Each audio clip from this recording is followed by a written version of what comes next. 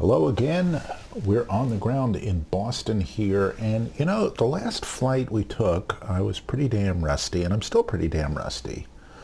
But this time at least we have the slight advantage. We're going to make a flight that we know how to make, and I'm going to fly, at least in a fashion I'm somewhat familiar with, to places I somewhat know.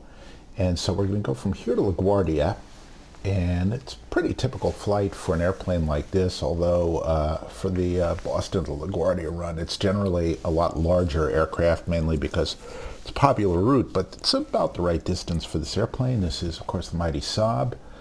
I had some viewer mail from somebody who wondered if the Brunner yoke was worth it, because I was bitching about the support for the esoteric problem I had, or the relatively esoteric problem of working with it on a Mac. And, you know, the reply I sent back was, yeah, it's generally worth it. But the main drawback I had wasn't the hardware, which is very good, or the software, which is, it can be a little arcane, CLS2 Sim, but is getting better and serves the purpose. And the support, which at times can be very, very prompt, very, very efficient, and at others is sort of curt and dismissive, and I think some of it must be either linguistic or cultural, but a little bit difficult. They need better documentation. They need sort of better cookbook recipes for the yoke profiles, which of course are going to determine how the airplane feels, because basically how it feels is going to be coming through your hands on this yoke, and that of course varies with the software. And let me just show you the software here. It is well, it can do a lot of stuff here. Let's go into the profile manager. You can set the amount of influence, for instance, the prop wash has, and on what. You can tell it whether or not the yoke is pulled forward by the weight. You can tell it whether it uses hydraulics or mechanical stuff. You can set the forces, and you can set a curve for the forces, and you can vary that with speed. There are a lot of things you can do with this, and you can also download some sample profiles that Stefan Brunner has made, and a lot of it is very useful, but a lot of these settings here, let me just show you, are just a little bit geeky. For instance, these things are all set up in, you can set a custom value for the different forces in newtons, or whatever the internal proportions are of the simulation.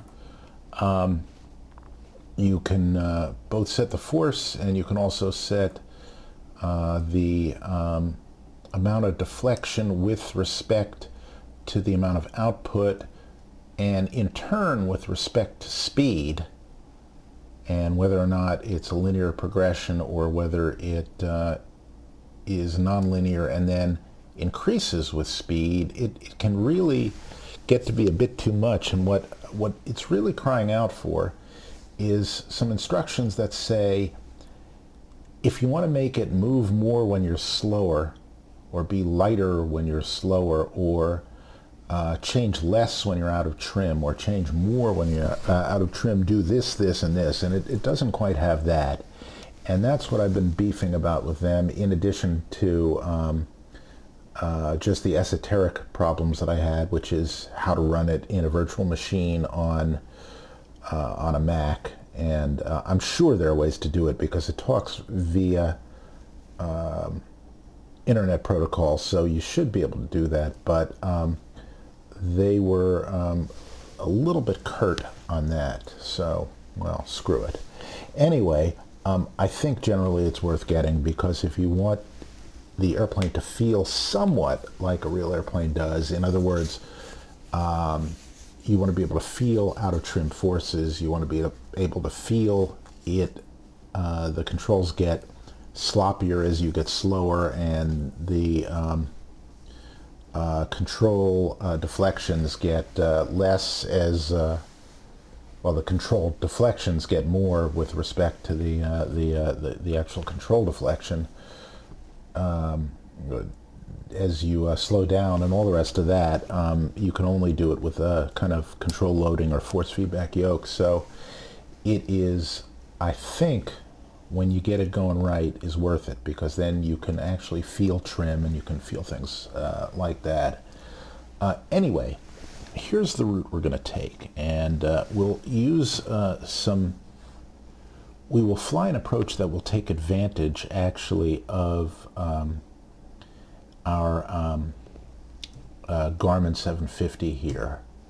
You could probably, actually, no, you can't do it with the 530. With the 7, you can do something similar, but we'll get into that later.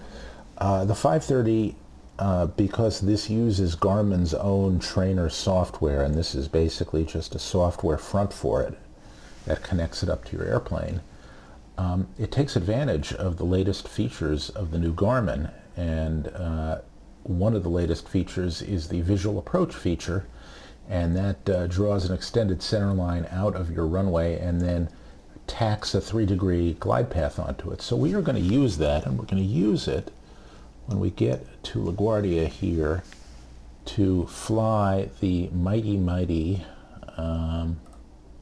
Expressway visual. And the Expressway visual is like many other approaches, not shared, but many other approaches considering Kennedy and LaGuardia, is designed to take advantage of the fact that you have to work these two airports simultaneously. So you have to keep this traffic stream out of that traffic stream, for example, which is why Kennedy has the Canarsie approach, which comes along the shore here and then curves in, because otherwise you would be getting ILS traffic here crossing with traffic here, and that's a no good. This approach is used an awful lot when there's not a lot of traffic, and also it's used in fairly clear weather to, if not entirely avoid, at least somewhat avoid some of the noise complaints, because a chunk of the approach where you're the dirtiest and you're the draggiest is going to be either in fairly unpopulated areas like Flushing Meadow Park and the whole stadium complex area, City Field, and the tennis center and water here. So that certainly helps. And you know, there are a bunch of other approaches, and they're all structured so that this airport, that airport, and Newark can work in conjunction without a whole lot of traffic flow interference problems. So what this approach does is you basically track the localizer as if you were going to land on runway 4, and then when you see the twin tanks here, you or DME 4.9, you break off the approach, you turn at 085, you head along the LIE, that's the Long Island Expressway, and then you're visual the whole way. You bend around City Field and you set up for a pretty short final. You basically, when you turn right there, you're kind of at the crotch of the Long Island Expressway and the just forgot the name of it, the expressway that leads up to the Whitestone Bridge, and in you go. And so that is a lot of fun. But what is very nice is the new visual approach function of the Garmin will draw a line out here and draw a glide slope. So essentially you can make this turn, and if you really want, you can kind of have a pseudo ILS bit of guidance here, and if you really want, although I would suggest at this short distance you'd be stupid to, you can actually have your autopilot in and switch over to nav mode and have it technically take you down this approach. It's not really recommended because this approach obviously is simply an artifice. It doesn't, it's not plotted out, it's not approved by the FAA, it doesn't take into account obstacles and things like that, but we'll put it up because we'll sort of have the fake guidance in there and you can get a better idea of our situation or our location with respect to the field as we fly it. It's kind of an extreme example, but if you really wanted to, what you could do is you could break off of the LIE right here, you could fly out to about here as if it were a base leg and then turn onto this thing, and then you could fly the whole thing down, and you could in many ways have it look and feel like an ILS approach, but that's not safe and we wouldn't do it. Anyway, we're going to get out of Boston here on the SOX 5 departure, which is going to spin us around this way and is going to let us off right there at SOX. We're going to go from there directed to your park, and then we're going to go to 2 fixes out here in New York Harbor and turn. We're going to go out over Brooklyn here, over Prospect Park. We're going to be flying in on the localizer here for LaGuardia. We're going to break off the approach. We're going to come around here and land on 3-1. And with any luck, we should do it with great elan and great panache, I think is the word for it. So anyway, also I'm going to show you a trick. Let's just make sure we have enough frames here.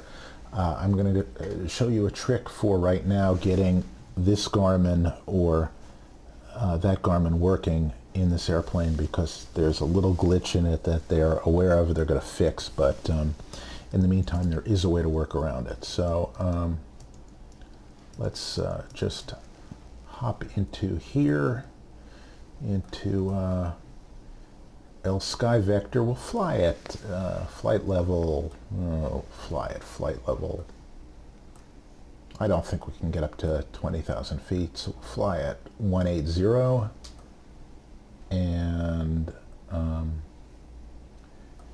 we will drop in. Let's see what our weather condition is. I want to be able to launch off of runway 15 because we're right next to it, and the wind is negligible, and that's all fine, and our altimeter is 3018.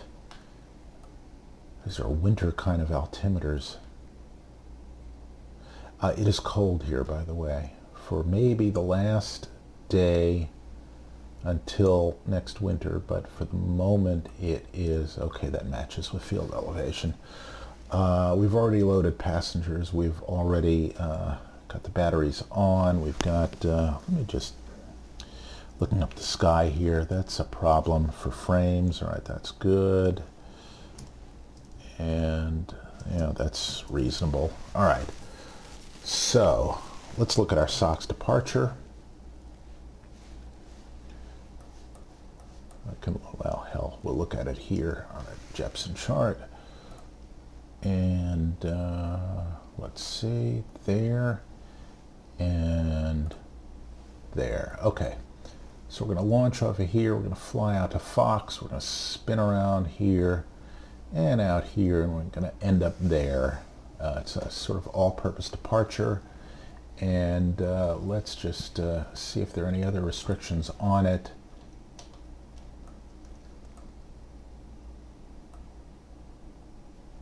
Okay, 15 right, climb 150, intercept course to Fox, don't exceed 210 knots until 520 feet. Yeah, I think we can manage that.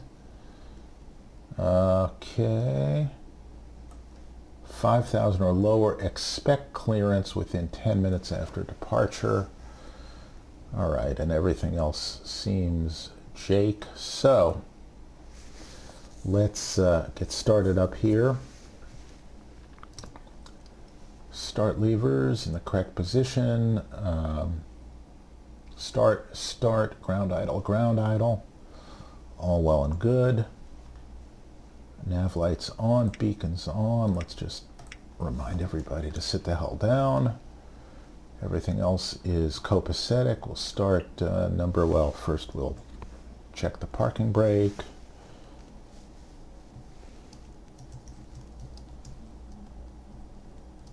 Okay, that's all good. All right, so we'll start number 1. We'll monitor number 1. Monitor temp.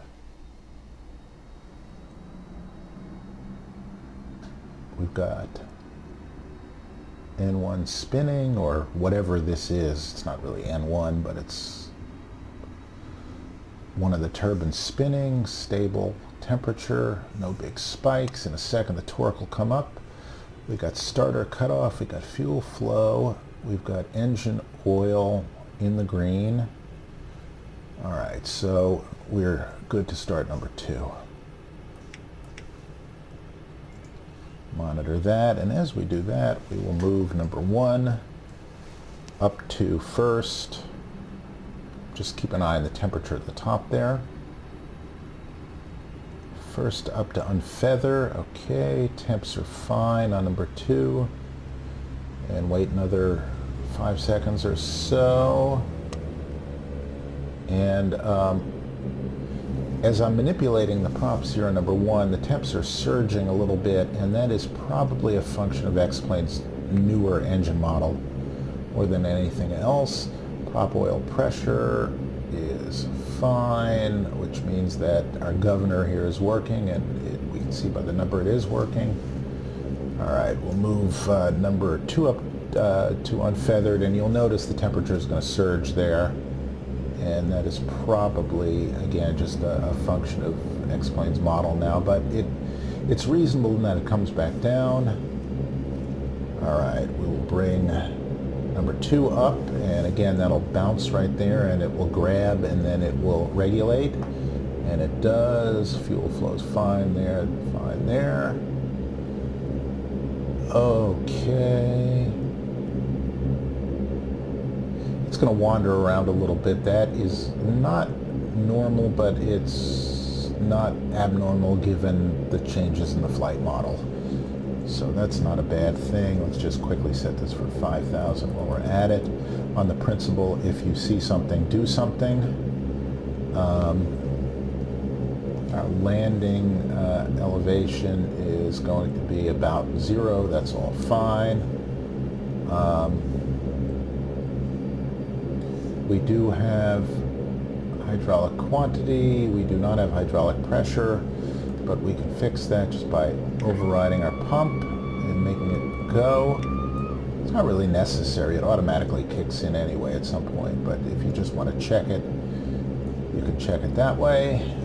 Don't know if it's recommended, but you can. All right, now that we're running on both, we can reset the gens. We can reset the bleeds. We can turn on our avionics. Now there, you see how the hydraulics just kicked up there? So it ordinarily does that, but turn on our inverter. At the moment, we're not going to do any anti-ice except for the windshields. Oops. And I do not know whether this is SOP in the SAAB. It's pretty esoteric, but in jets, you almost always turn on the windshield heats because you're less likely to shatter a windshield if you hit birds or something. Used to be the case. I don't know if it always is. While we're at it, again, on the principle of see something, say something, or do something, in this case, we'll, because we can already, and because it's our only nav aid, we will tune in Deer Park, which is 1177, and we're coming in on about the 250, 1177, so we'll put that in here, just because we can. There we go. And 5,000, and now we're going to set up our Garmin, and you will see the problem that the airplane has. We have our electronics, our avionics bus on, but start up the Garmin and we'll get bupkis. Also, you could start up this and you'll get the lawyer screen, you'll hit OK, and then you'll get bupkis. So, the way you fix it is you have a plugin installed called DataRef Editor.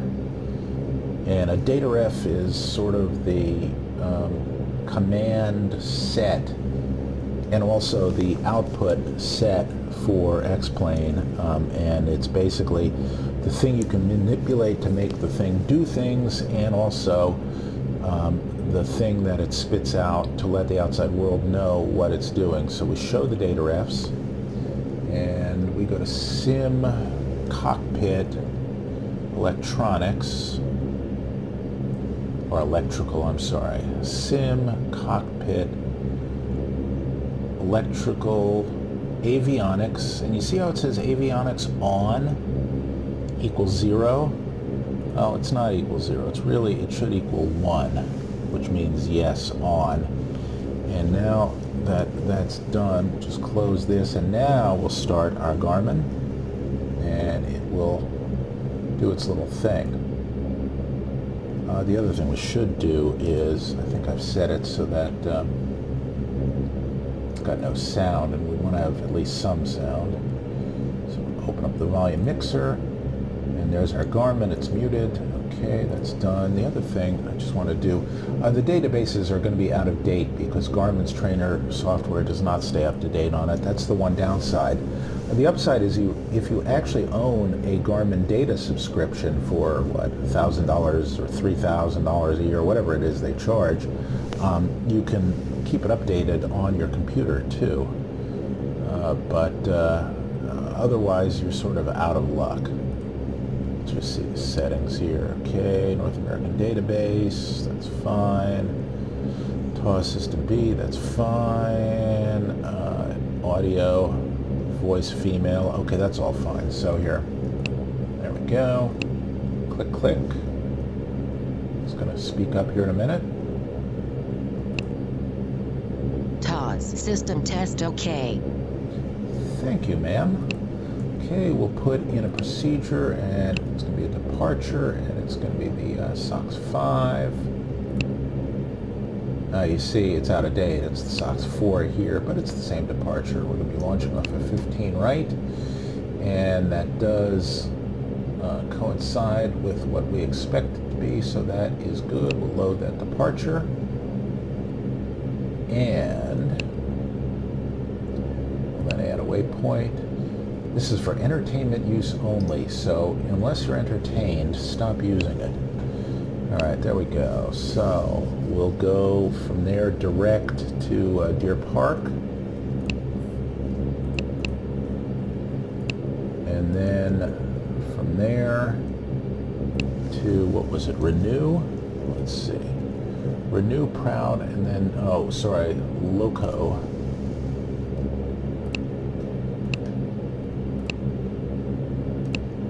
And isn't this better than twiddling a knob? There we go, to Loco, and then Renew. Let's see. Renew Proud, and then Dials. All right.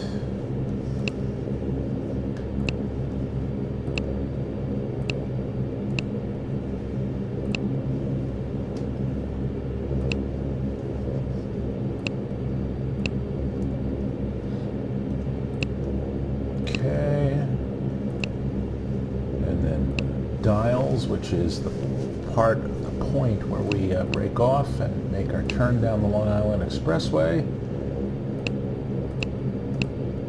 and get stuck in traffic because everybody else does.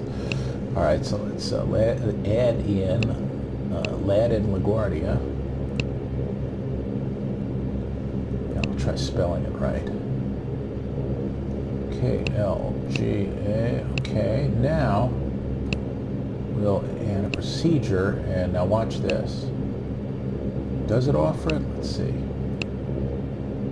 Visual. Look at that. Visual 3.1. and it offers an extended center line. And yes, it's only advisory, and that's fine. And look at that.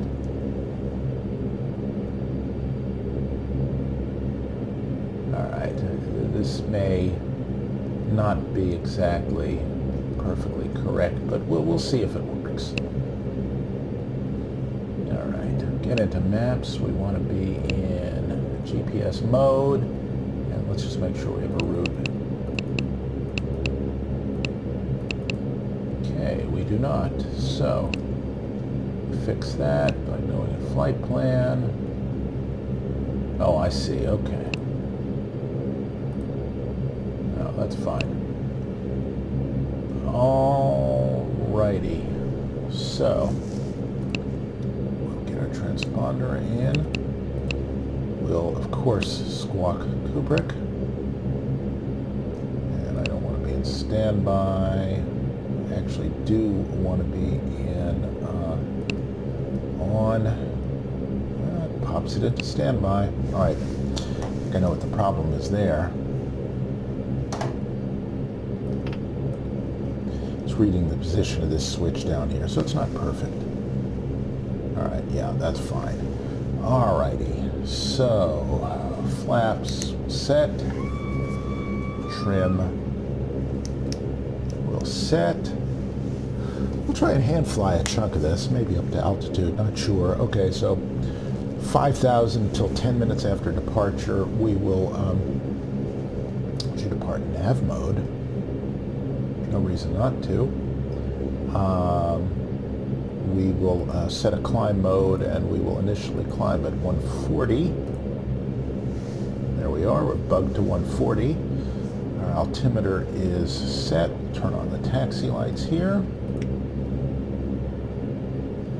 And, well, what I should do is, let's just set the meter here on left gen. We can find out if we got juice.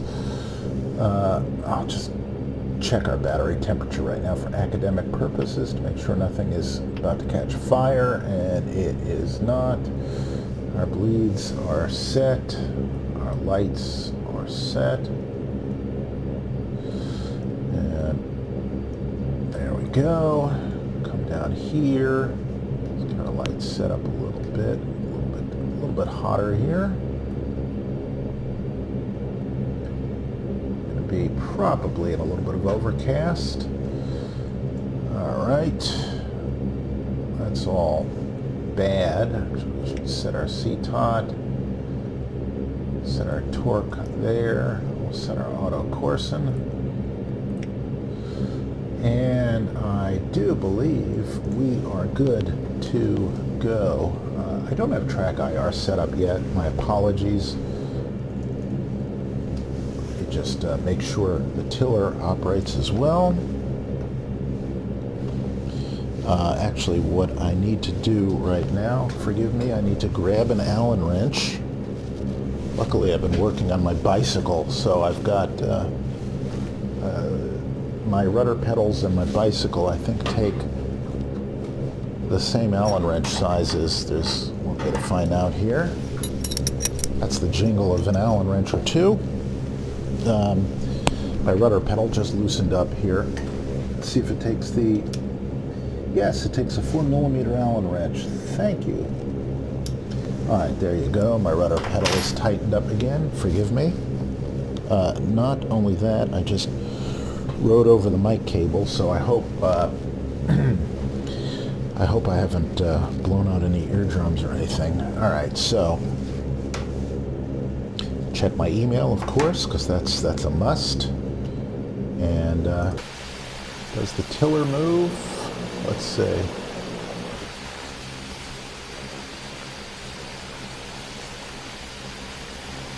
There we go.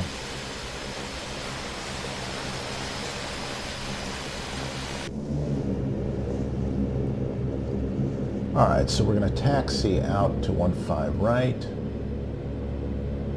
which is the longest runway at Logan. Ah, I love the sound of those hydraulics. You know what I should be doing? I should be using Garmin here. By the way, to get to map mode, you just hold this down for a second.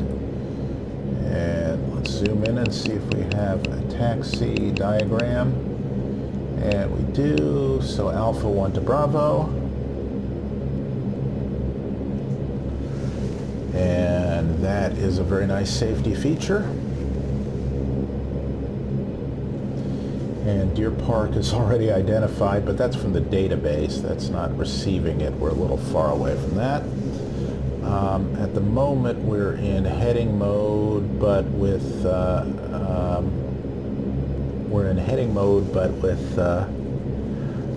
nav armed. Climb mode, altitude select, and 5,000. We've got 2001 in the box, squawking Charlie, or altitude mode. And we're gonna just run on out here. That's the Tobin Bridge, and that's some overactive smokestack. Thank you, X-Plane. The airport, by the way, is by Mr. X6, and it is free, and it is fabulous. And let's just, while we're at it, see what kind of frames we're getting here. It's looking towards downtown Boston. All right, so we're doing fine. The anti-aliasing is on just a little bit low. You can see why I picked this parking spot. I mean, we're basically at the runway, so it's kind of lazy. It's the international terminal we were parked at. We are not an international flight, but who's counting? All right, so there we are. Let's just set the parking brake. And get our strobes on, taxi lights off, landing lights on.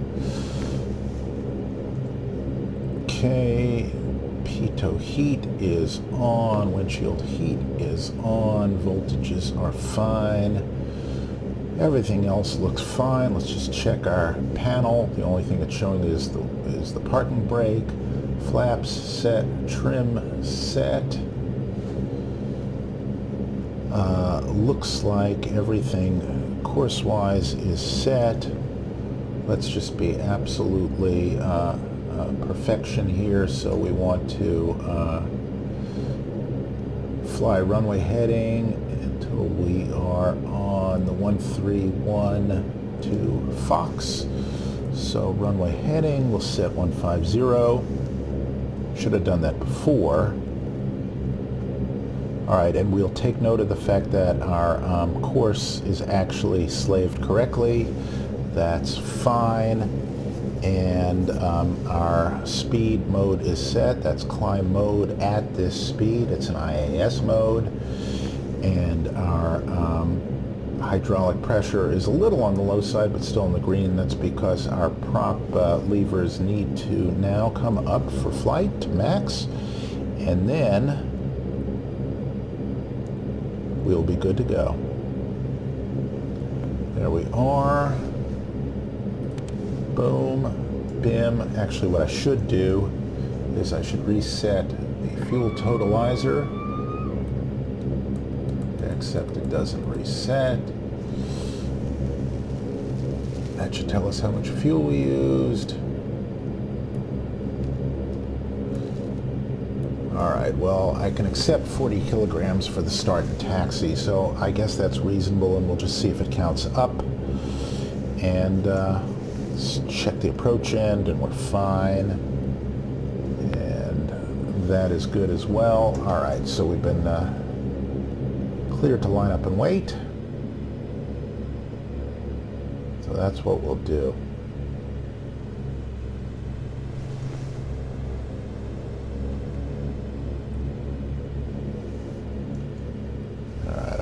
Brake is released, just a little sluggish.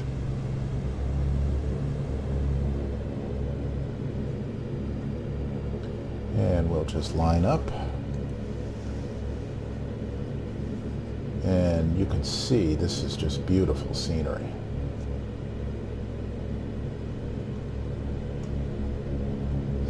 and we've got gobs of runway. We're going to rotate at about 115, maybe just a little bit more.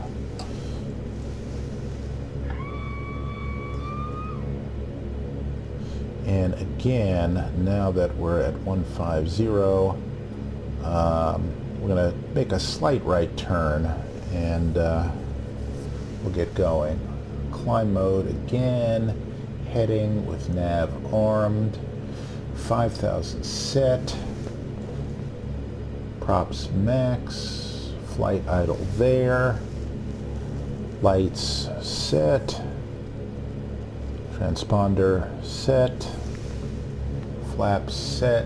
All right, let's go flying. Oh, and CTOT is armed and auto coursing is on. So what we're going to do is we're going to stand up the power levers, and what it will do is then these lights will light up and for no good reason, and then it will automatically advance to the torque we set, which is 100%, and that will carry through until we disarm it. The other thing let me do is get rid of this because it's distracting. So with the brakes on, we'll advance the power. Auto course and armed, that lights up, and there we go. Got pretty negligible winds, so we should not have any trouble on the roll, but that's famous last words. That blinking light there is a land and hold short line. They are all over Logan Airport. All right, there's 80, and our co-pilot says that she's reading 82. Okay, I'm going to take my hands off the power levers, both hands on the yoke, and now I'm going to smoothly rotate. And you can see this airplane likes the ground. All right, we're going to fly the flight director at this point. Positive rate, gear up. Trim up just a little bit so I can hand fly a little bit better. I'm heads down at the moment, and we're going to pretend this is an instrument departure. Pitch for 140. Actually, at this point, what we'll do is we'll come flaps up. The nose come down a bit. Going to IAS mode right now. It'll capture that speed. And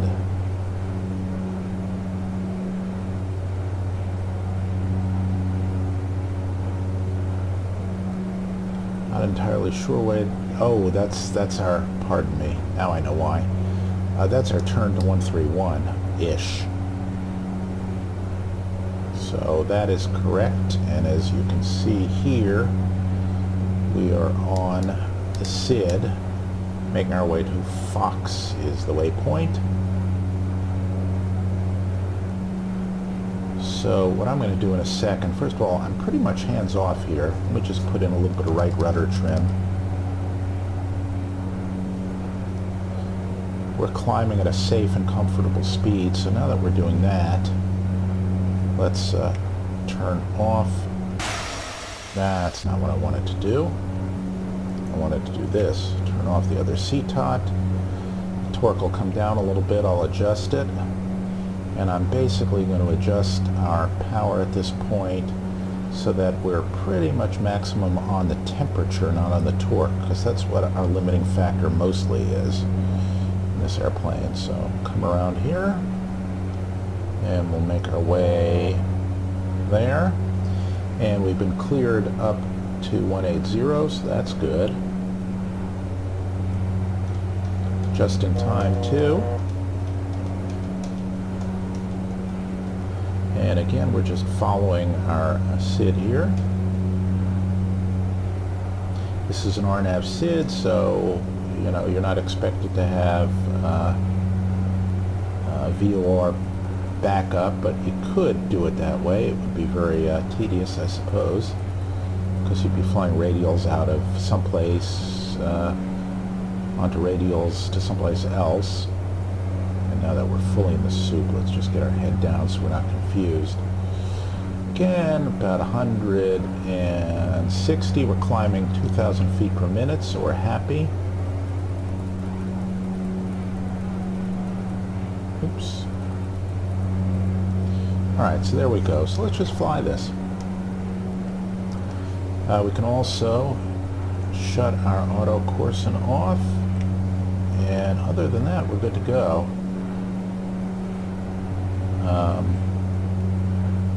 Actually, we're at -8 here, so let's just turn on some anti-ice. Props first. Fly the plane first. Get through this turn here. And we're just heading now towards SOX, and I'm just picking up a little bit of speed. That's about right, I think. Let's see what our rate of climb is. Yeah, right about there. Let's just trim down a little bit.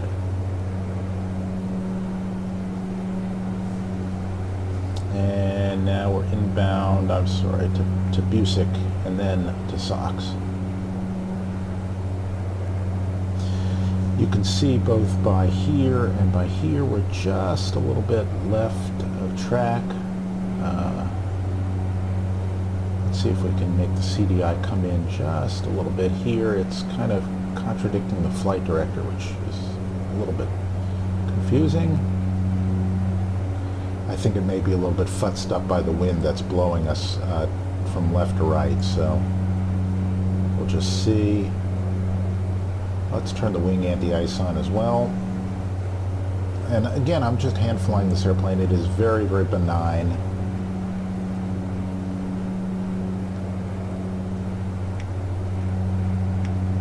Okay, there we go. You can see, and with the control loading yoke, you can fly it by feel, which is, I guess, the point. All right, I think this is our turn to SOX.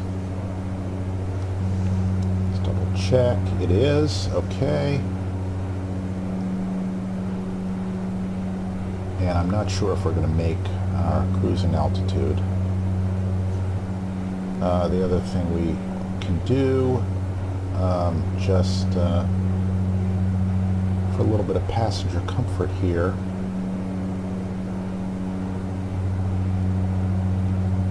is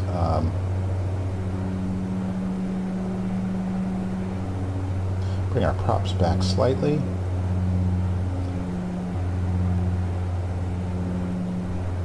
We'll bring our rate of climb up a little bit, so that'll slow us down a little bit. And let's just go IAS right there. That's about right. Yeah, 180 is fine. Just retrim for that speed, so that's a little bit of back trim, which is also good for curing urinary tract infections, or so I'm told. And there we are, we're at about 10. I'm just going to pop in the autopilot for a while.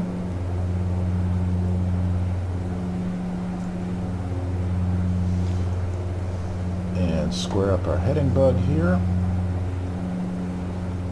Not our course, but our heading. There we go. All right, we'll do the standard flight simulator, 10,000 feet. And really, the more important thing to do at 10,000 feet is this, and it's unfortunately it's hidden here, but it's to look at our cabin altitude, make sure we are pressurizing, and we are. There's a difference between the outside and the inside, and the altitude about 2,000, and our hydraulics are screaming. And Casey Jones, you better watch your speed. And now let's start calculating a top of descent. We want to be at 2,500 by dials. Okay. And the way you do that is go to Utilities, VCalc, target altitude 2,500, enter offset, let's do 2 miles before.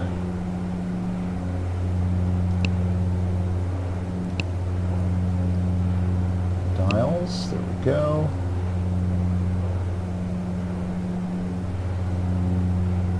Alright, do a vertical speed profile of about, let's see, 2,000 feet per minute. We'll come down to about 200 knots ground speed. Alright.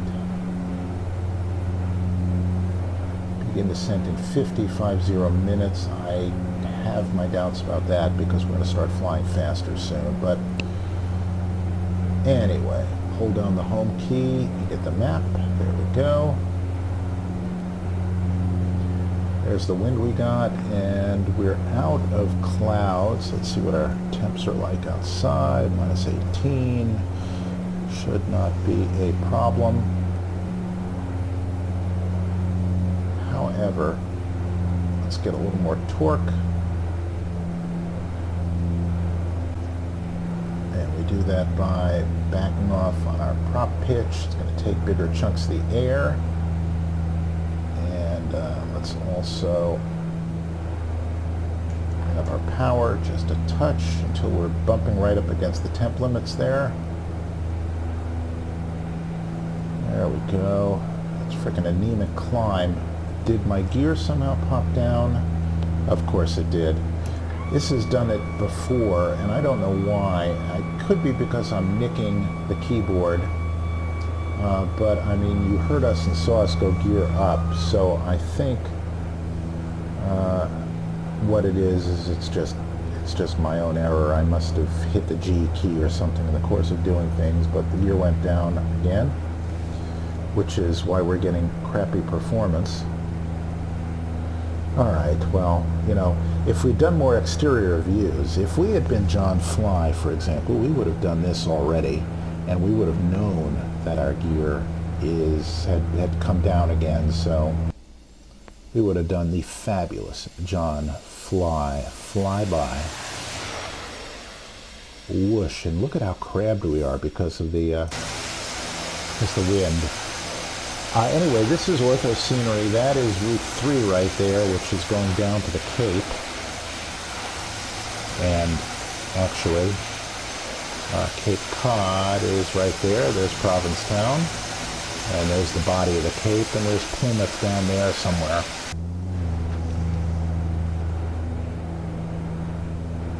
And we're not exactly setting the world on fire with our climb performance, but that's normal. The fact that it was right there was what clued me into that to look for the gear being down again. You heard me call gear up, and you heard the gear go up the first time. I did not hear the gear go down. What it might actually be is I might have a key bound to that just accidentally drops the gear. I don't know. Alright, so there is SOX, and once we are at SOX, we are off of our SID, and we're direct to Deer Park, which is a major fix coming into Kennedy. And let's see if we can pick up Deer Park. Yes, we can. Deer Park is a heavy-duty VOR. As a matter of fact, let's toy with our display here, see if we can display it. Second course. No, it's not the second course, but it is probably nav 2. So let's just set up Deer Park in 1177.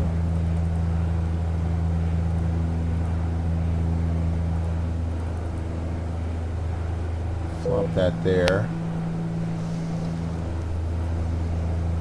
I'm not sure what the bearing needle is. Oh, the bearing needle is already displaying Deer Park as in our nav 1, but let's just see if we can display our nav 2. Second course.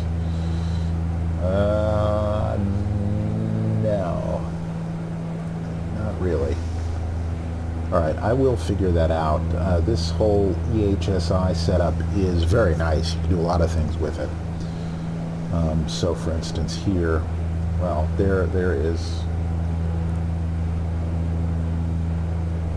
VOR2. Actually, VOR2 should be here, And actually VOR1 should be set up. Let's see. Just make sure 18,000 is set. Okay, we're 3 to SOX, and then we're flying direct. But I really want to get VOR1 to... Oh, wait a minute. I know how I can do that. Can I do it this way? No, and you know what? I'm not displaying Deer Park. That's why. Okay.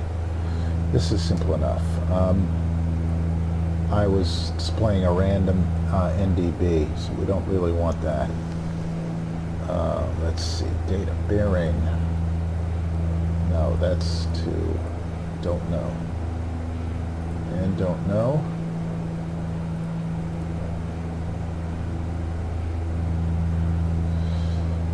Alright, still climbing, turning to Deer Park, and in a second we ought to be able to, in a few seconds or a minute or two, we should be able to pick up Deer Park.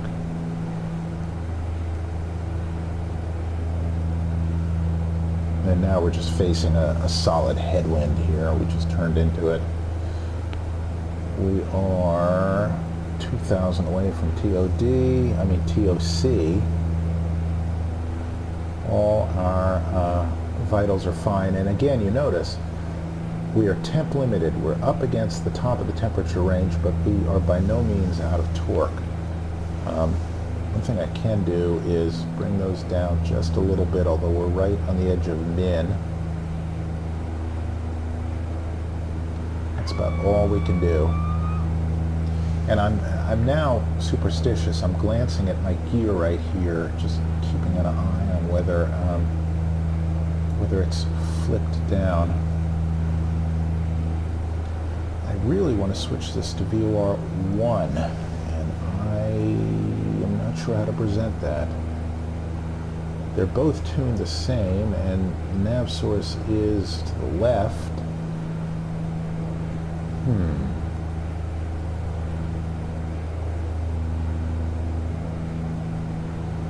Let's see. This simply declutters here, see?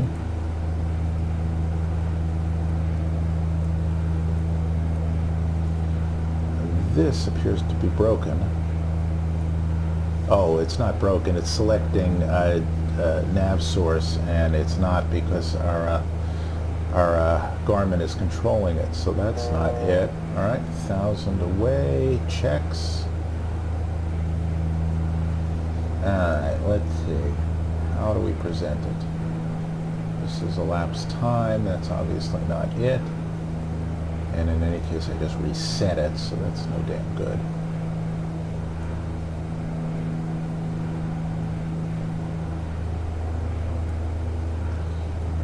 This will change our display mode down there, but I don't think it changes. Also, it's recalcitrant. There we go, come on. No. That's the range ring right here, and no. That's not it. Okay. Don't really want VOR2.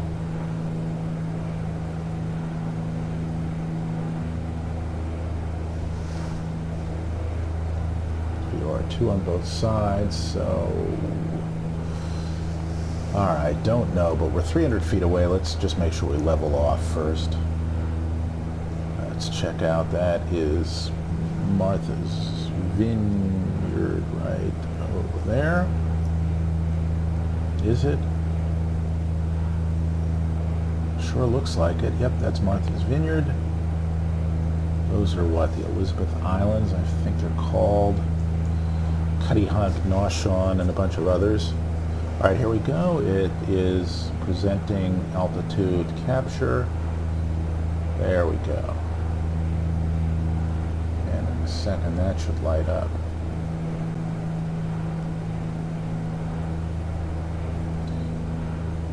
And we should speed up a bit too.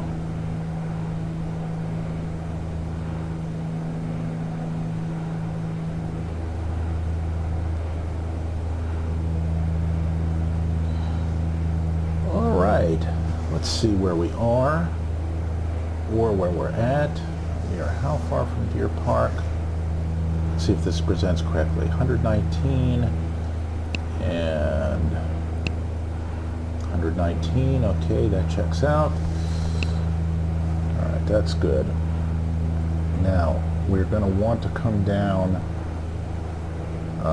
basically 15,000 feet, so that means we're going to start our descent at about 45 miles, and 45 miles ground speed at 200, and let's just make it 200 knots, is,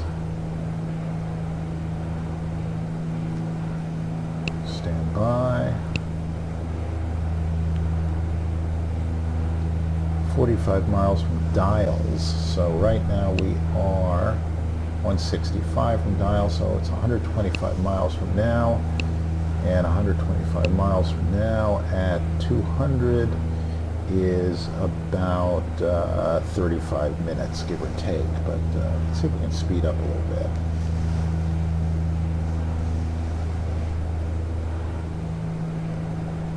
We've got a little bit of room here on our power. Not that much room.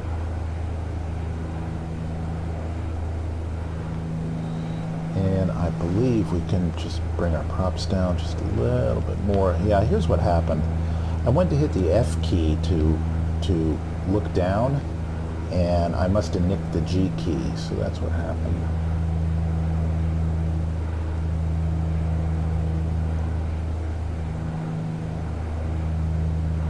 Alright, there we go. Bring our props down just a little bit, about 12. And let's see where our speed is now. Again, we got a fairly low ground speed because we got a true airspeed here of 265. For some reason it's not calculating ground speed, but look at that headwind there. And let's see if the Garmin there. Okay, so 223 knots. And let's just take a look at our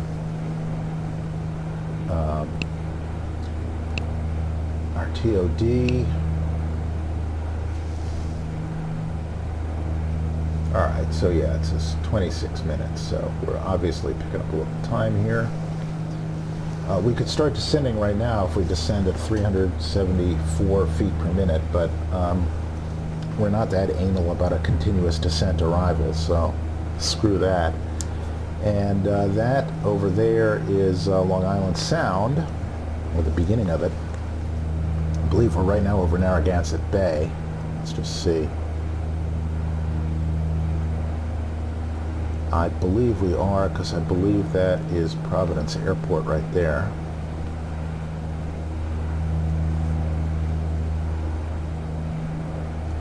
It should be, although I should have scenery for that. Alright, well I guess I don't.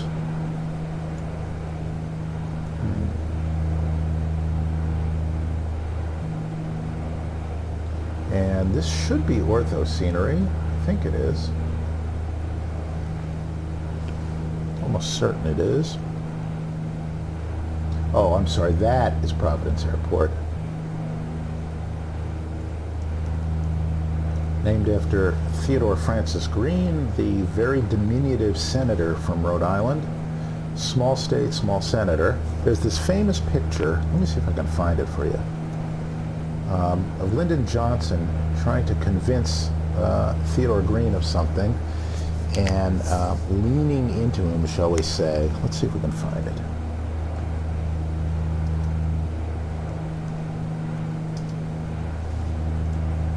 It's a famous photograph. I believe Chips Okamoto, who's the president's photographer, took it.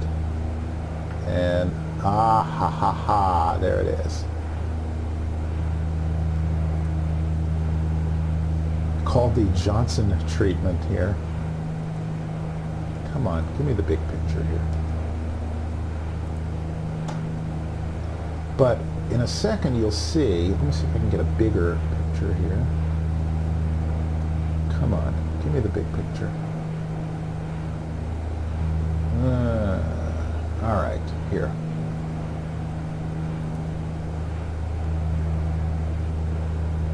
This is the famous picture.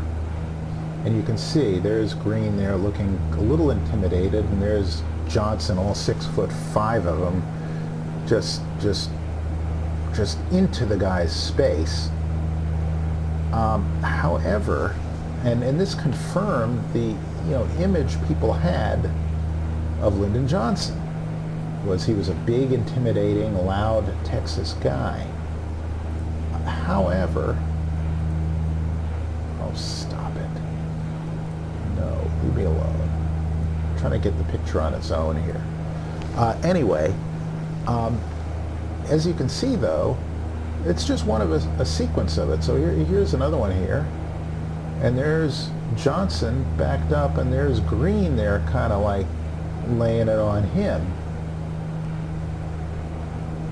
And here, I guess, is his own pick for Chief Justice of the United States, who he had to withdraw, and he's leaning against him. I think they're making fun of that famous photograph. This is Senator Green, so he's a sort of stubby little nebbish of a guy.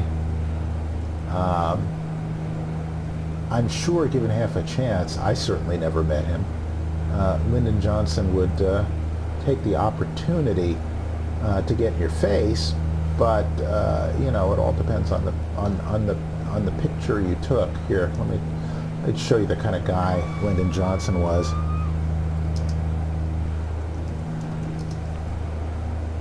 This is a phone call from him to a tailor. It was, I forget which famous pant company it is, and he's ordering this, and he's ordering pants here, trousers, and you can hear how profane the man is, but it's just funny as hell. Mr. Hager? Yes, oh, Hager. Joe, is your father the one that makes clothes? Yes, sir. We're all together.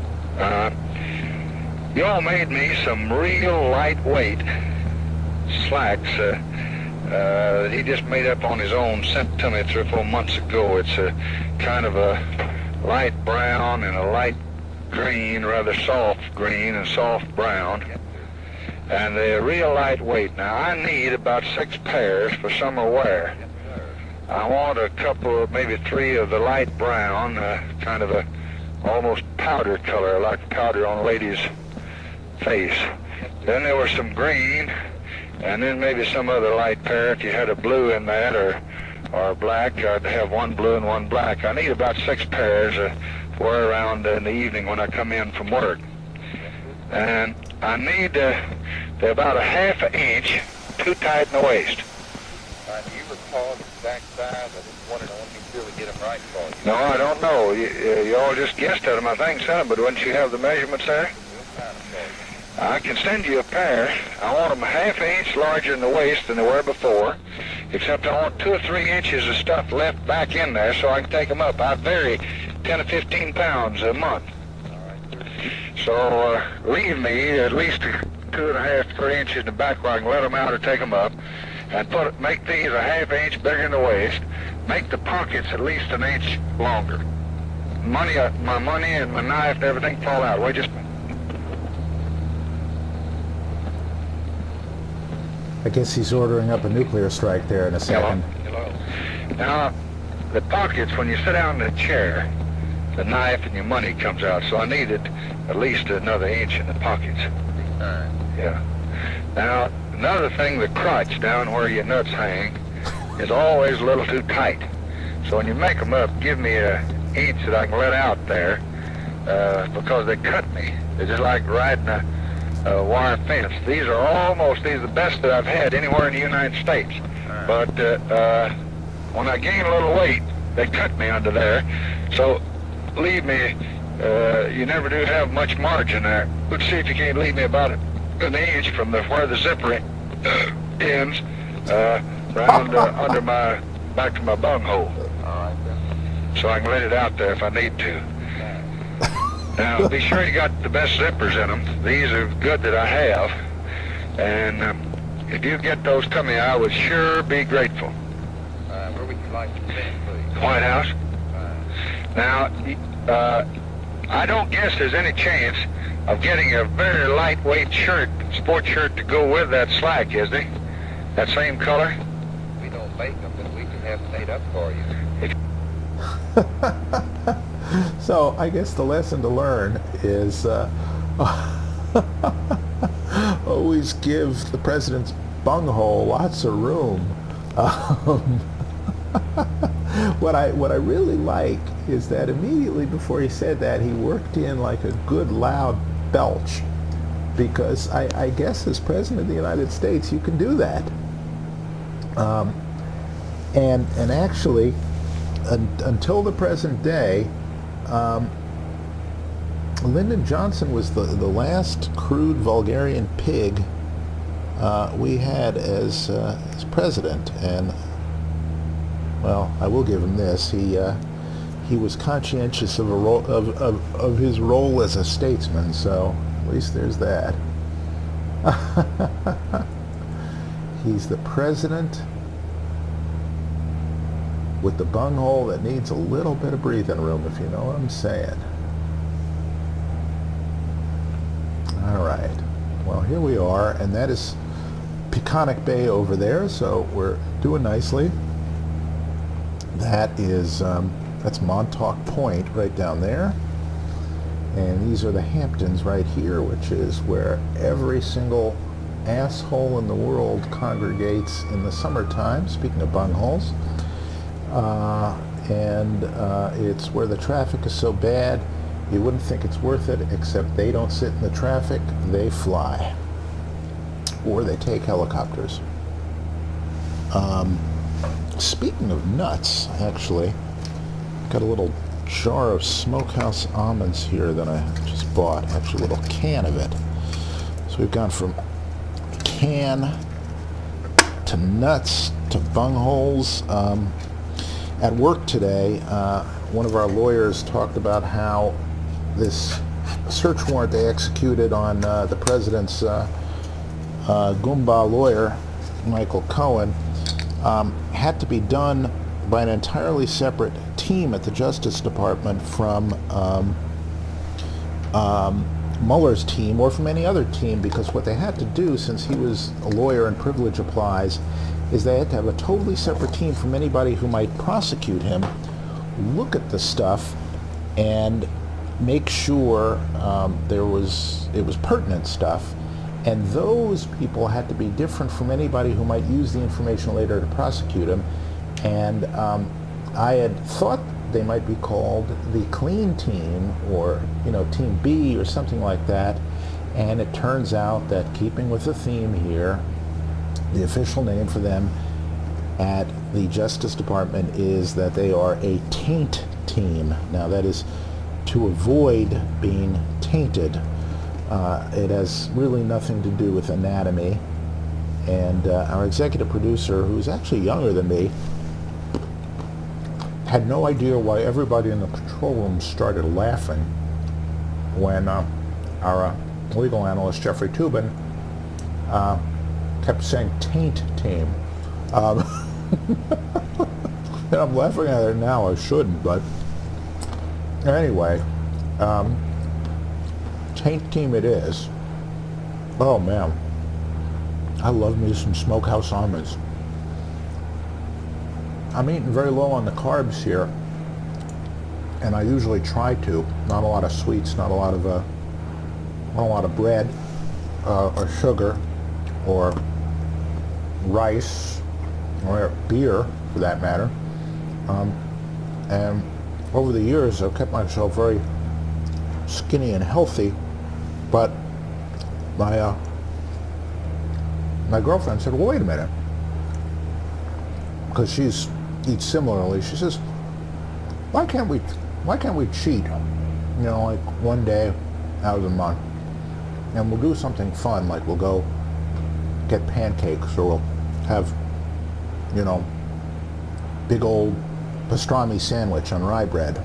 And wash it down with a milkshake or an egg cream or something like that. By the way, an egg cream contains neither eggs nor cream. It's basically chocolate milk and soda water. But anyway, and so, because I love her dearly, I said, sure, why not? Let's make it fun. And I discovered that cheat days sort of stretch into cheat weeks, and it's no damn good. So I got hardcore again. Meat, fats, fishes, oils, vegetables, lots of green vegetables, but no nothing else. And nuts work because they're low in carbs and everything like that. And I've lost 7 pounds in 3 weeks, which is pretty good. And I'm coming right back down to my normal weight. So I discovered that the mental and physiological overhead of coming on and off cheat days or 2 days or 3 days and then reestablishing yourself isn't really worth it. And since I'm inherently lazy, this setup works fine for me, being lazy, because I'm reluctant to change. And so if I just get on one kind of way of eating and I don't flip back and forth, there's never any change, so there's never any work. Anyway, it says we're 11 minutes from TOD. I'm going to pretend we haven't been assigned a low altitude. By now we probably would, although we're sort of flying slightly to the right of airplanes. A lot of big transatlantic flights, mostly coming from the east, who are flying in on the Parch arrival here, which leads straight down here to Deer Park, and it actually starts over the tip of Long Island a little bit to our southeast, and they're normally down at 10,000 by now, so we can start coming down. But anyway, there's Deer Park. Let's just see if we're picking it up. Oh, I knew he was picking it up right there. Actually, you know what? Let's just switch off that for 1 second. No, it's not picking up what's in Nav 1, and I don't know why. Oh, you know why? No, I do know why.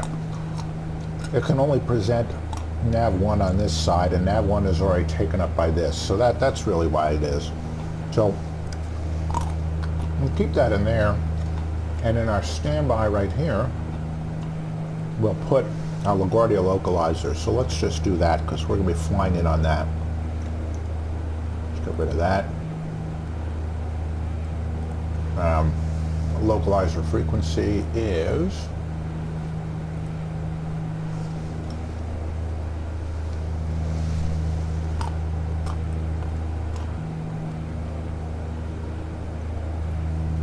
less localizer 1.4.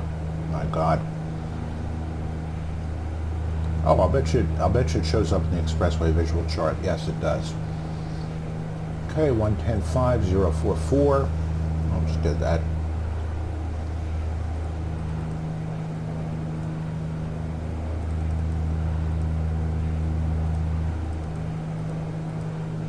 Okay, in we go.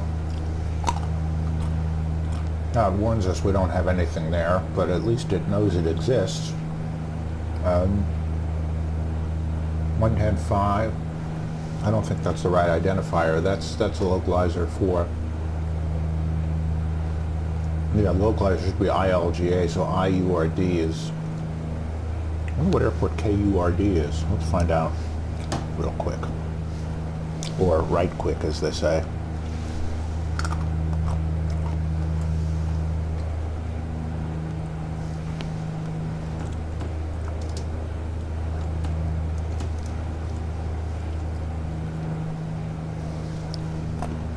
Is there one? Crap.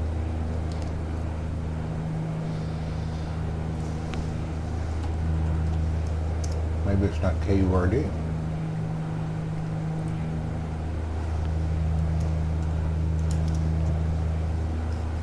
No. Nope.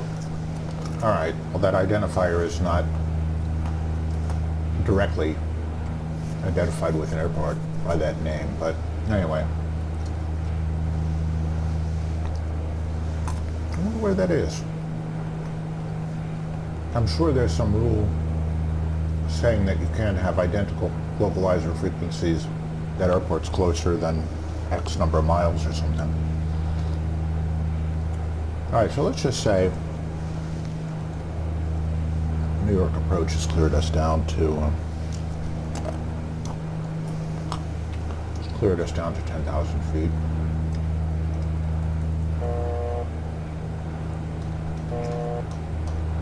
Now, as noted in the video before, I've been unable to get my vertical speed mode working in this, and it's probably my own fault, but we'll just send an IAS mode, and to do that, we will click IAS. It will bug the speed we are at right now, which means that as we roll off the power, it will lower the nose to meet that speed, and as you can see, we start to get a rate of descent. So let's get a rate of descent that's not obscene. Given our speed, that's at about let's see, ground speed of about 250, so this is about a 5 degree down, and look, funny enough, it actually coincides with 5 degree down. I'll just fix my rudder trim a little bit because we're a little bit mistrimmed. I can tell you mistrimmed because this is tilted to one side or another. You can normally tell by looking at this ball, but as you can see from this ball, it's hard to tell anything because there's no reference lines for some reason. So I just looked over here and I realized, here, well, let me just show you. I'm going to just put in right trim, and you'll notice the plane will bank to the left. It's basically roll coupling.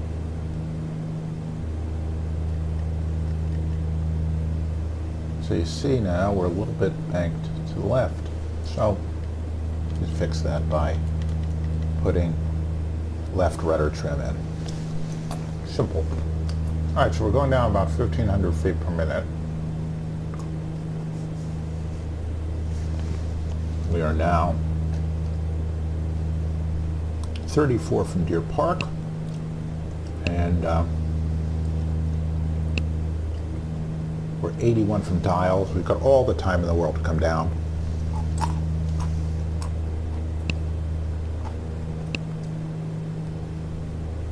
Now you notice last time I had problems landing this plane, I pulled power too soon.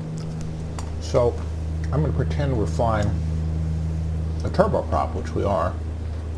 That's Calverton Airport. That's the old Grumman-Peconic plant. That's where they used to test out F-14s. Because Grumman made them, back when they made planes. Back when they were Grumman.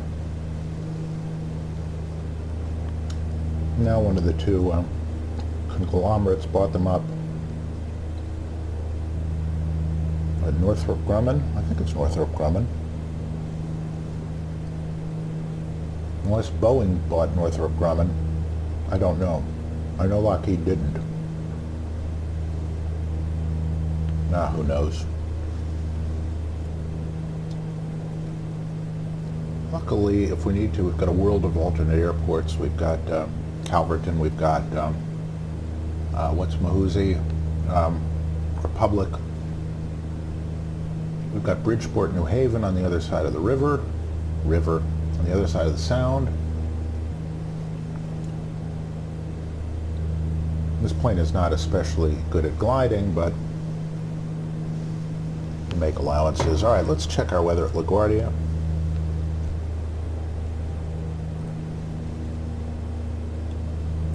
Leave Lyndon Johnson's nutsack and bunghole out of it, I guess. But we know how much fun that is. Okay. 3019. All right, actually the wind is favorable to runway 31, which is not unusual. It frequently is. Prevailing wind is generally out of the west-northwest, so that's good. And pressure is 3019. Sky's clear. Frickin' cold is what it is. Still. All right. We have no problem with icing, no problem with wind, no problem with low fog, no rain, no gusts, no wind shear.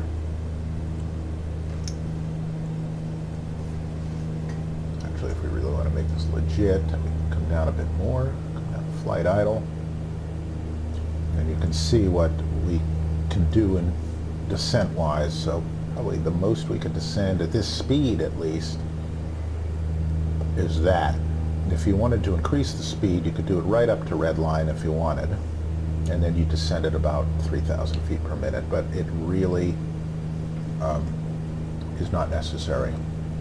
All we have to know in IAS mode with the autopilot on is that when we start to level off, we have to feed power back in, otherwise our speed will decay, and if we're not careful, we'll fall out of the sky. A la Colgan 3047. They let themselves get too slow in the autopilot because they did not manage their speed. Because they were talking about stuff.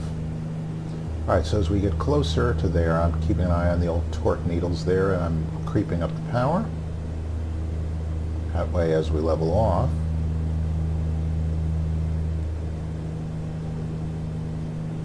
want to make sure we do level off. If you increase the power too much, you'll just level off prematurely. Wait till we capture altitude. And now start bringing in the power. This is where vertical speed mode would help, because you would just, as you get closer to your target altitude, pop it into VS mode and then tweak your vertical speed.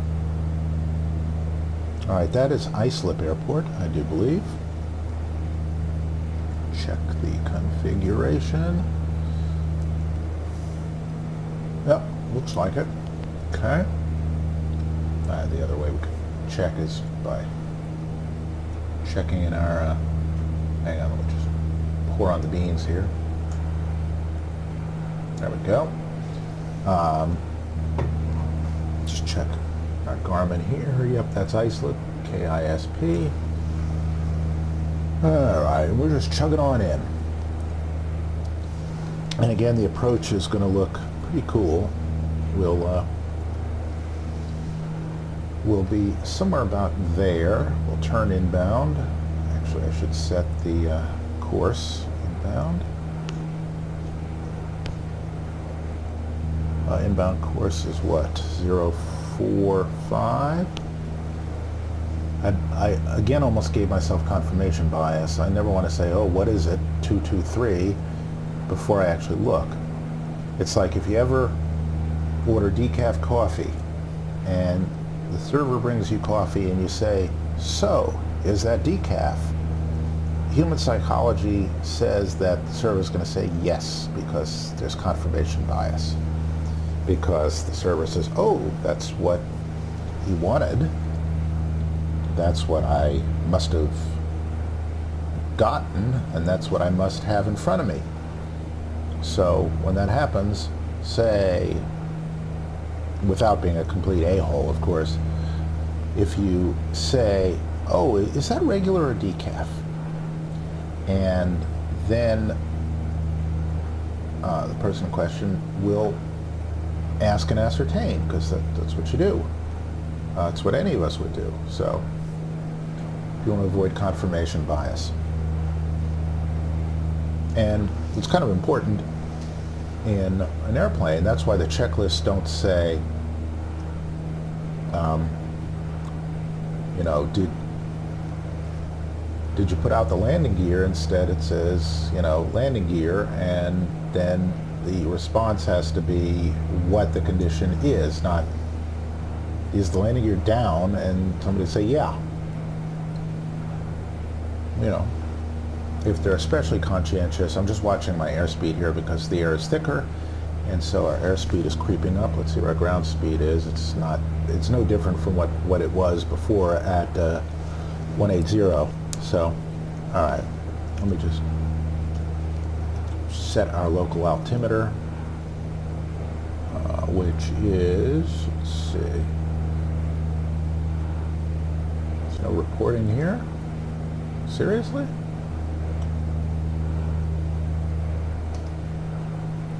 There's no weather reporting for this portion of Long Island?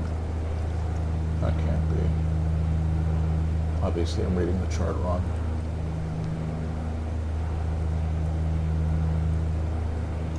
Sky Vector has live weather. Only for certain fields. Well, it's not special. Alright, let's see. Well,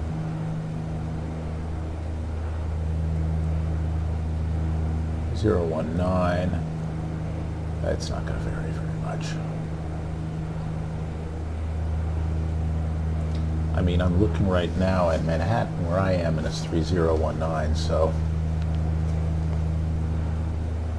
And the weather is pretty damn similar for a couple hundred miles around. So yeah, this is Ortho 4XP, and that is Republic Airport right there. And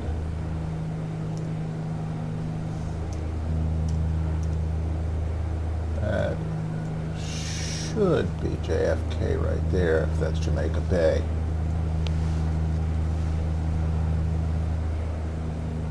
Just keep an eye on things here. Okay, yeah, we're turning out to Loco. About to cross Deer Park. Let's just take a look. Yep, we're right over the cone of silence, or confusion actually, to be accurate, but I'm just making fun of the TV show Get Smart. And we've been told to descend to 5,000, so let's do it. And we are below 250, so that's good too. We can go as fast as we like, because we really can't go faster.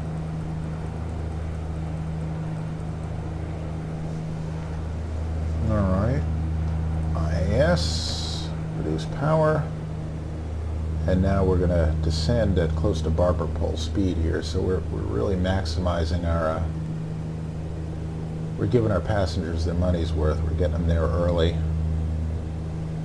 See if we can see LaGuardia out there. Yes, alright, so there's the field right there, and there's 3-1. So we're going to come in this way, we're going to come around this way, and then we're going to spin around there and try and do it well, which may be difficult. Alright, so we're handling the descent ourselves. The other thing we have to remember is when we turn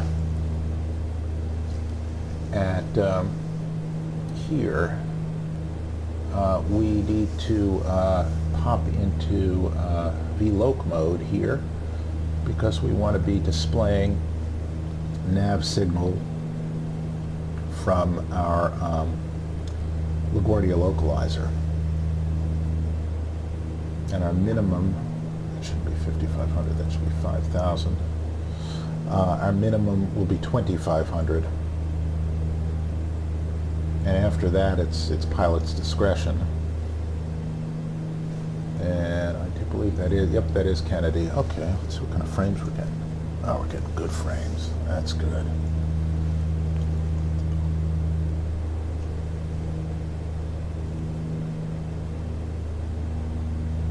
All right. Coming up on 2,000 away, we are in absolutely Jim Dandy shape. That is Fire Island off to the left. No, I'm sorry, that's Jones Beach right there. No, that's Jones Beach right there. No, that's Jones Beach right there.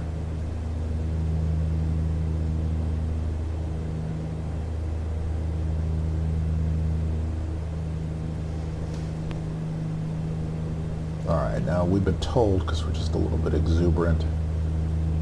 No, screw it. Let's keep the speed up. They want us out of their hair, ATC. We're just a piddly ass little puddle jumper. They want to save room for the big guys. All right, 1,000 away, 6,000 checks. We will not probably roll on all the power. We will let our speed decay. We'll turn on our landing lights. We'll seat people at this point. Because we're single pilot, we're going to do this early. Arm our auto Corson. And get right back to business here. And there is Kennedy. Looking magnifico, all 4,900 acres of it. I don't know why I still remember that statistic. It's 4,900 acres, and it will, unless environmental law changes or they get some sort of exemption, it will never get any bigger because Jamaica Bay is a wildlife preserve. So I'm just going to let the speed come down a bit. Matter of fact, let's just, right now, pardon me, let's bring that down. A bug 180, I'm going to treat that as aspirational. I don't really need to be at 180 yet, but I just want to remind myself.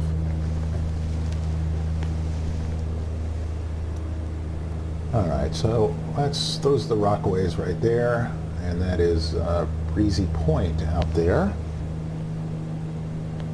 And that is the mighty 3-1 left, all 14,500 feet of it. And this is the new Dravetsky design, New York and New York airports, and they really did a bang-up job. And there is an ambulance. All right, so we're at 200 knots. We're doing fine. That's Floyd Bennett Field right there. And again, LaGuardia is right there. And there's City Field, and we're going to bend around that for a very short final. Boy, that looks pretty damn good, doesn't it? And they even included the rebuilt runway 22, runway 4 left. So here we go. Let's just see if we're picking up LaGuardia localizer yet. It looks like well, here, hold on. Let's put LaGuardia localizer in the right side too. Alright, okay, we're not picking it up yet. That's fine. We're way off axis. We wouldn't really expect to. Alright, so I'm just below 200 knots. My props are still low. I'm just looking at my attitude here, which is still level. If it started to creep up, I'd either roll in a little more power, or I'd put in flaps to bring the nose down. You don't want to be flying along at a high angle of attack for passenger comfort reasons, for visibility reasons, and also because it's a subtle indication that you're closer to falling out of the sky. And there is Jamaica Bay, and I took a ferry out here from over there on the East River on the Lower East Side, or down the Wall Street area actually, down the East River, out under the Verrazano Bridge, through here, and then out about there to Rockaway. And it was magnificent. I highly recommend it. It's about 11 bucks, takes about an hour and a half. You're out on the water, it's beautiful. It's hard to beat. The other thing I want to do is cheat my view up here a little bit here. I'm using X camera. And just raise that up just a little bit on the touch on the low side for when I'm landing. I think it's screwing up my picture. Alright, let's see. Speed is drifting down just a bit. We'll actually just going to trickle in a little more power. So we're going to make this loop right around the Verrazano Bridge. It's going to be very pretty. That is that's Sandy Hook. So on the Canarsie approach, you generally fly over Sandy Hook. Actually, we're right near a point called Assault, which is at the beginning of that approach. We're a little close. There's Canarsie. And the Canarsie approach takes you basically there, and around here, and into the runway 13s.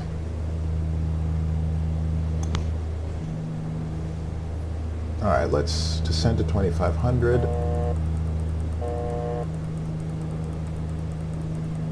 We are allowed to, so let's. No obstacles. Let's descend at a slightly more reasonable rate. Let's just say about there.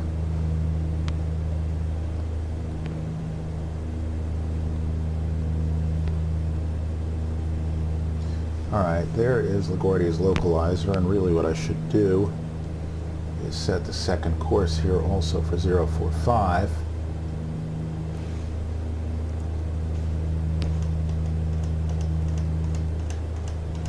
I'm not watching my speed here, that's not good, but I want to get an honest indication here. Okay, there we go. Alright, we're good on speed. We're descending 500 feet per minute. And that is our course back, so we're going to make a big-ass turn in a second. In about 2 miles. There, and once we do, we'll switch over to Yoke, and we will track the localizer.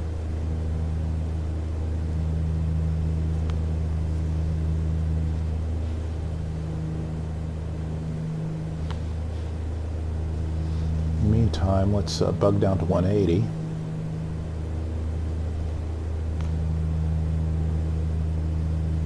I'm going to creep down slowly, otherwise you see we're going to pop up a little bit.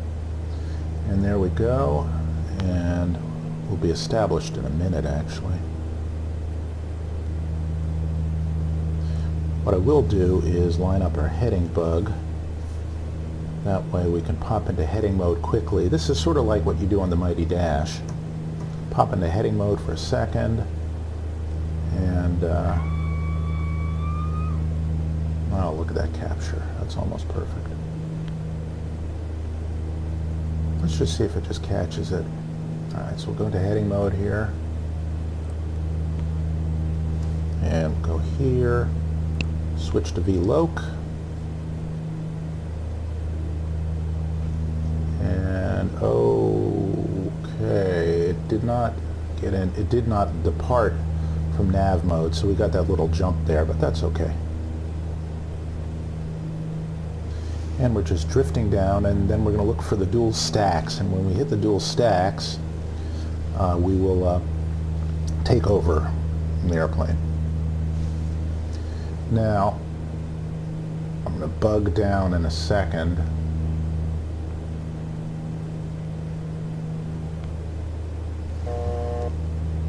Just slow down a little bit so I can go to my first notch of flaps. I just want to increase our descent rate a little bit. So we'll bring the props up to max. That'll increase our drag.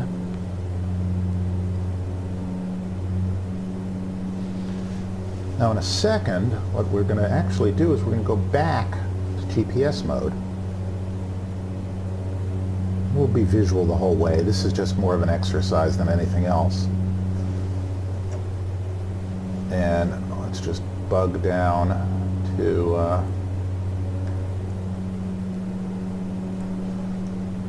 get in VS mode for a minute.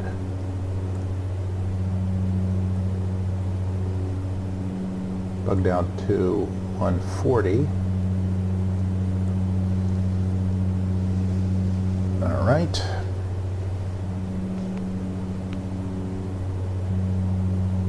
Slow down a bit. At 2800, at 4.9 is where we're going to make our turn, even if we can't see those dual tanks, which I think are right there. Alright, we can now put in a notch of flaps.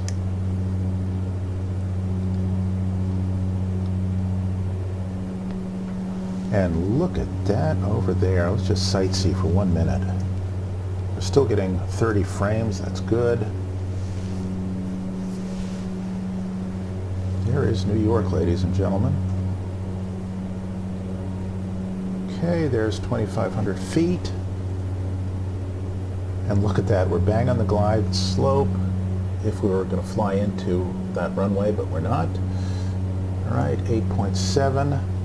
Now what I'm going to do is get into heading mode. Now I'm not managing my speed there. Got to bring up our power a little bit. There we go. Get our nose down.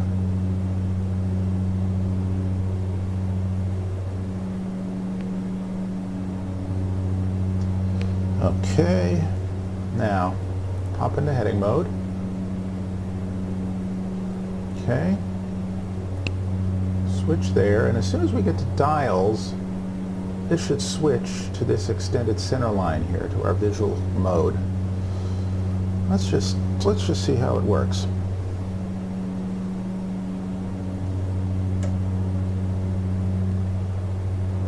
This is really kind of an inconvenient place, but so I want to see my power. Okay, I'm 40% torque.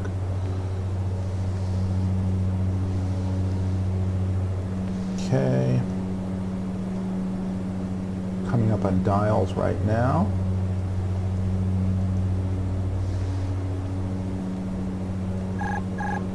Disconnect. There's the Long Island Expressway.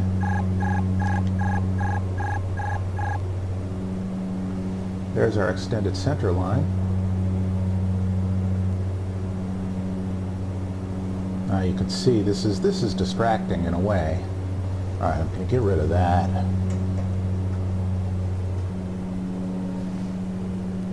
Start our descent, but you can see it shows an HSI as if we were on an ILS approach. So we're going to, there's City Field, so we're going to bend around City Field.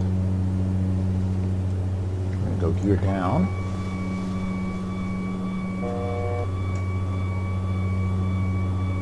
Okay.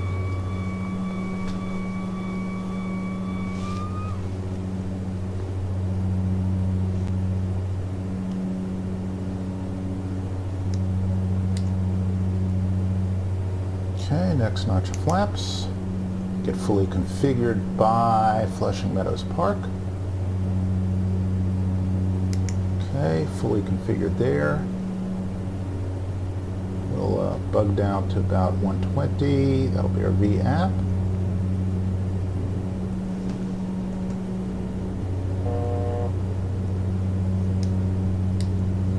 Now, the last time I flew, I'm just going to get rid of the flight director because that's a distraction.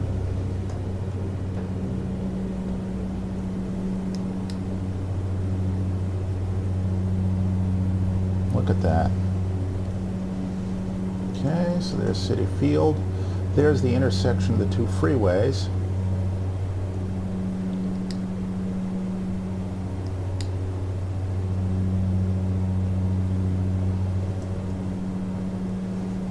Okay, that's all fine. Okay, we're on speed.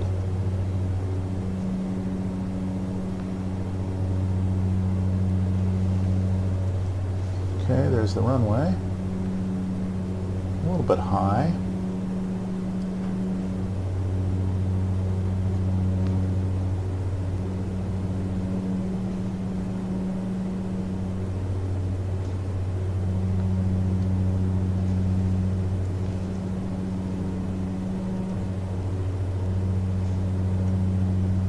And a little bit fast. 500. There we go. Okay, one red. And we're fast. All right, so we're going to float a little bit here.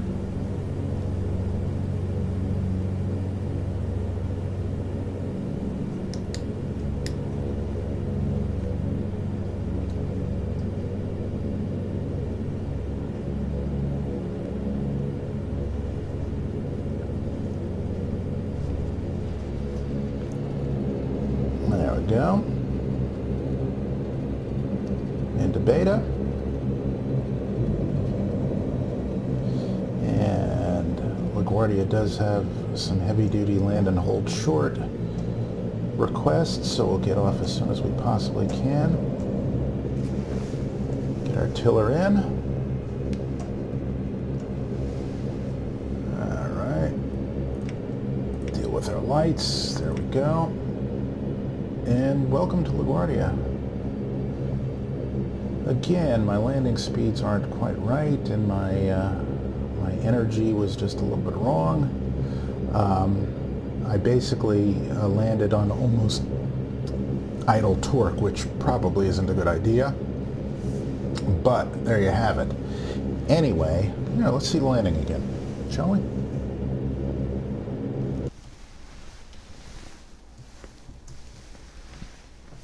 All right, let's see if we can work with that.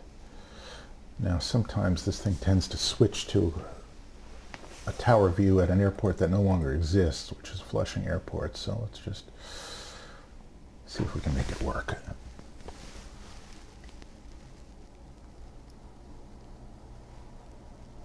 Yeah, you can Don't sink. Don't sink. No, you see. Don't sink. Hang Don't on. sink. Don't sink. Don't sink. Don't sink. Yeah, it thinks. Don't sink. Don't sink. Here, let's just Don't do sink. Let's just do this. That is El Garmino here. There we are. Okay. Now, we're not going to sink, I swear to God. Okay, so you see we're low, we're behind the energy curve, we're low on power, we're sinking a little bit much, and I don't arrest that sink by putting power back on, so there's no amount of flaring I can do that can make that anything other than a hard landing. Again, I got to work out the power here, but there you'll see. Here we go. Okay, so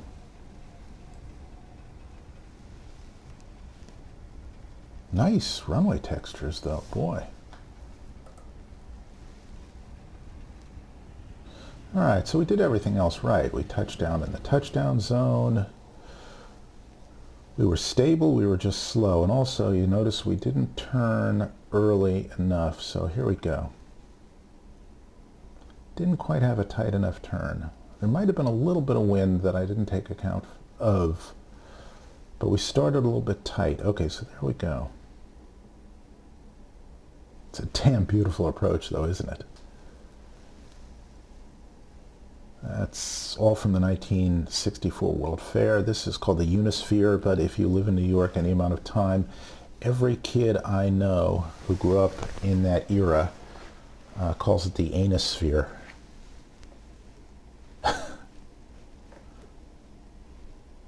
You know, don't ask me to explain. That's where the U.S. Open is played. That is Citi Field, which is done up to look like Ebbets Field back in the day. And that is College Point out there.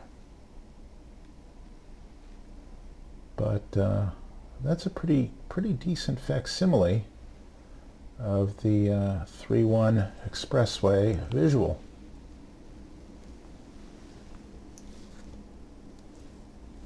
And actually, that's a pretty good illustration. If you look here at our CDI, look at that. There's the CDI, there's our glide slope. It's a simulated glide slope, but nonetheless, look at that. So the Garmin comes through there for the win, even though that is not an instrument approach. And look at that. Boom, bang, right on. How do you like that? Yeah, so we're a little behind the power curve there. We're at the right attitude, but we're sinking too much. Here, let me just see how much we were sinking when we were on short final. Yeah, we're sinking about 100 feet, 150 feet per minute too fast. We should be sinking at about 600 feet per minute, and we're sinking at about, well, that was a carrier landing. That's what it was, folks. LaGuardia is an aircraft carrier.